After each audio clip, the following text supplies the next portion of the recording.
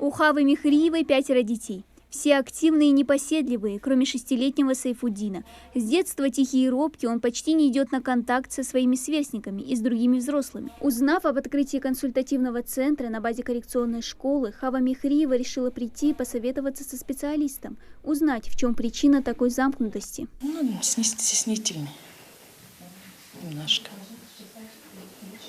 Их не отходит от меня вообще. Мама хочет все время. Я хотела его в садик отдать, хотела проконсультироваться с специалистами. В случае с Сайфуддином все хорошо. Мальчик просто робкий от природы, так что в этом году он непременно пойдет в садик. Чего не скажешь о 3-летней Амине. Бойкая и говорливая, она не умолкает ни на минуту, делится ее мама. Вот только с речью проблемы. У меня у мальчика и у девочки нарушение речи. Не выговаривали букву «Р», «Л». Поэтому решил обратиться сюда за консультацией к логопеду. Нас проконсультировали, дали памятки, чему я очень рада, что у нас открылся такой центр. И планируем в дальнейшем обращаться сюда. Консультативный центр на базе этой коррекционной школы начал работать еще в прошлом году. В 2019-м учреждение представило свой проект и выиграло грант в рамках нацпроекта «Развитие образования» по программе оказания помощи семьям, имеющих детей.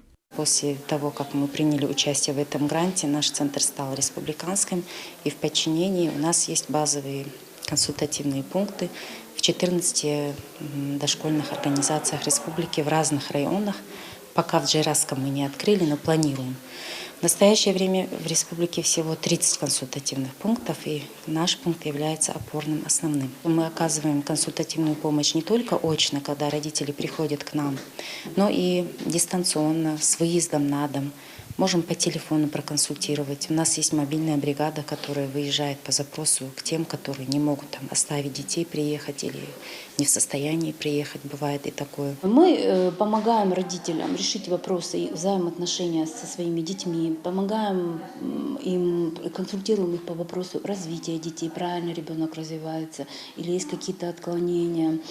Вот. Бывает даже простейшие, бывает ребенок отстает в обучении, то есть не усваивает учебную программу. Наша задача помочь им навести родителей на тот путь, чтобы они поняли, в чем же истинная причина проблем ребенка. Всего в консультативном центре работают 16 специалистов. В день они проводят около 20 консультаций. В то время как родители общаются со специалистом, ребенка отводят в игровую комнату. Там он находится под присмотром врача. Отвлекая малыша, психолог параллельно делает выводы, легко ли ребенок идет на контакт. Ведь в последнее время чаще всего поступают дети с нарушением аутичного спектра. Когда родитель паникует, да, мы прежде всего указываем на те положительные стороны, которые есть у ребенка.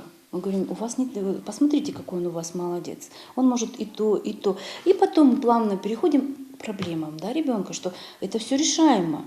Попытаться заглянуть во внутренний мир ребенка помогает и арт-терапия. Ведь часто то, что он не может выразить словами, за него покажут его рисунки, делится Фатима Агиева. Девушка работает здесь психологом всего год. С большой гордостью показывает творчество своих воспитанников. Арт-терапия помогает снять тревожность и выявить потаенные переживания и страхи. Эти рисунки мы делали с младшими школьниками. Мы рисовали весну. И рисовали не просто кисточками, а рисовали пальчиками.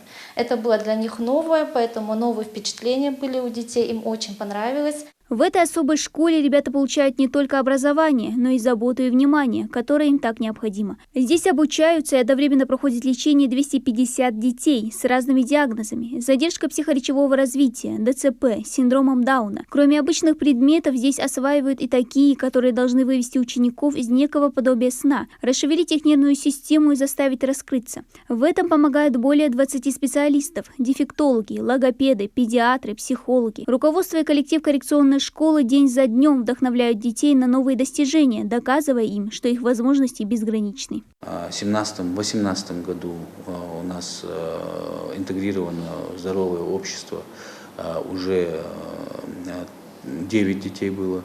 В 2018 году это было 13 детей. И в текущем учебном году, законченном, у нас 16 интегрированных детей. Поэтому показатели есть. В перспективе у руководства коррекционной школы еще открытие детского сада, где будут заниматься с детьми. А в ближайшее время планируется заключить соглашение с перинатальным центром и детской республиканской клинической больницей для оказания консультативной помощи детям с выраженными дефектами или отклонениями в развитии. Мы сейчас подали документы в Министерство образования и науки Республики Ингушетия о внесении изменений уже в структуру и наименование учреждения. Мы преобразовываем нашу школу в центр непрерывного образования для детей с ОВЗ, который будет своего рода первым в нашей стране.